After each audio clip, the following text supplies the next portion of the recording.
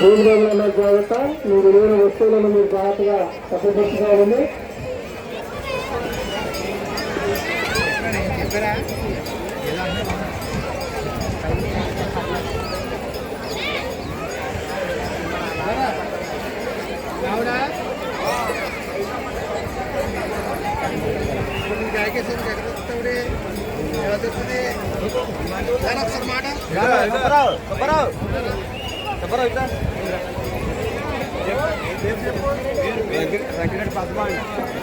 సంగీత పద్మ గారు అండి, సంగడి